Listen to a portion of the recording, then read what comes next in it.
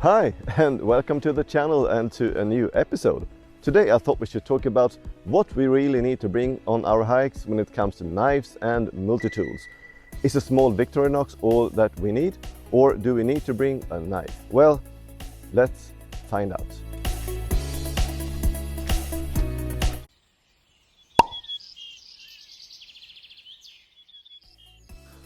Before we dive into today's topic, I thought it would be best to pour myself a cup of coffee.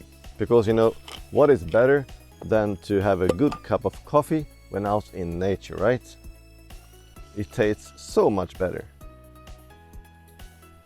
doesn't it?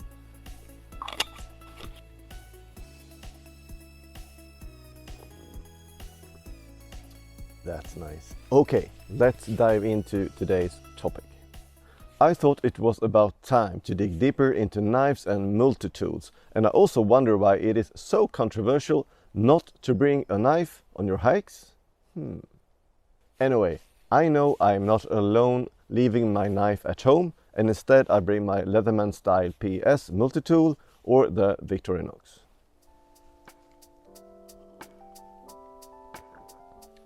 There are a lot of other hikers, both weekend warriors and thru hikers, saying the same thing. So the short answer to the question is obviously yes, you can do fine without a knife. So for you who just wanted to find out the quick answer, well, you can stop watching now.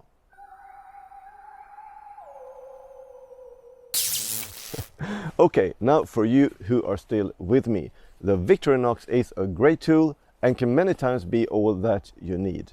With a toothpick, scissors, tweezers, nail file and a small knife, you can solve most of the tasks you face on your hikes. Like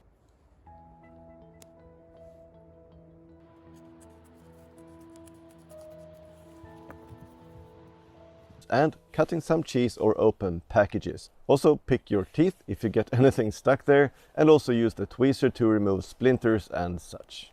It is also perfect to cut some smaller patches for your gear if you need to do some repairs. By the way, I would also like to put in a good word for this product, the Silnylon Patches from Gearaid.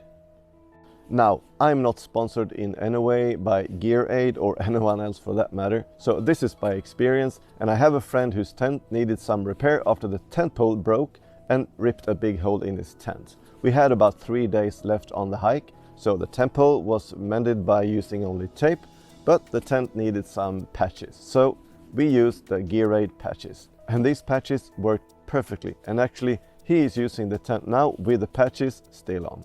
These patches are like 7.6 by 12.7 centimeters or 3 by 5 inch, made by ripstop waterproof fabric and stick like hell on any surfaces like tents or rain gear.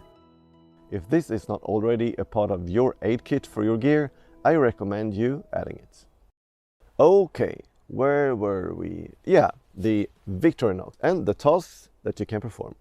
The things I just mentioned, I would say, is just a few of the things that you can face during a hike. And if you know more tasks that needed to be done during a hike using only a Victorinox, you're more than welcome to add to the list by adding a comment.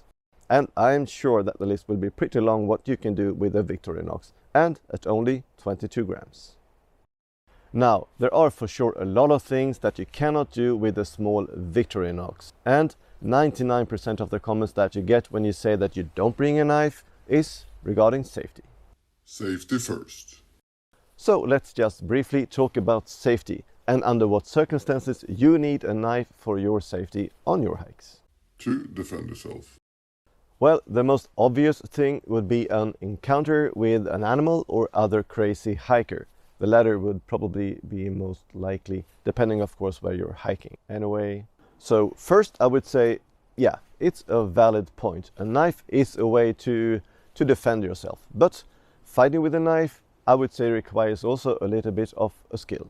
I'm not saying that you are not an experienced knife fighter, but I am not. So if a crazy person comes attacking me, I would choose to run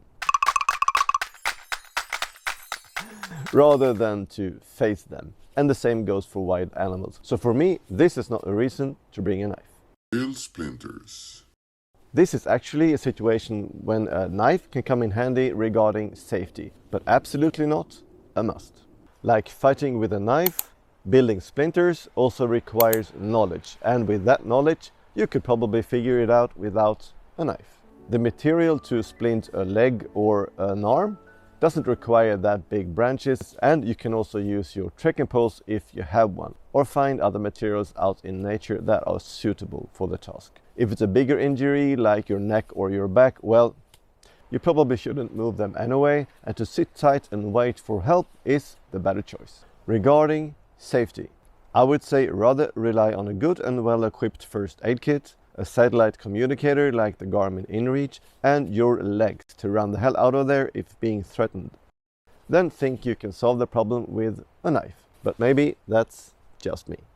Any other task that you need a knife for, I would say, is not a must, unless it's a part of your hike, and then you plan for it in advance, like skinning a rabbit when hunting, or gutting a fish when fishing, or doing some bushcrafting, or just making a campfire. All of those tasks could of course be a part of your hike, but then you plan for it in advance, and then you should of course bring a knife. But of course a lot of other stuff as well. But for long distance hiking, ultralight hiking, and when out on the trail, I would say, like many other things, a knife is not necessary to bring, but something that you choose to bring. So a Victorinox, I would say, is all that you need to bring on a hike. Also, I'm not telling you to leave your knife at home. Just that I do, and I think it's working out just fine. Now, finally, it would be fun to hear all about your favorite knife or multi-tool that you bring on your hikes. So please add a comment down below and tell us all about what it is and why you bring one. And that's it for today, and thanks so much for watching, and I hope you found it useful.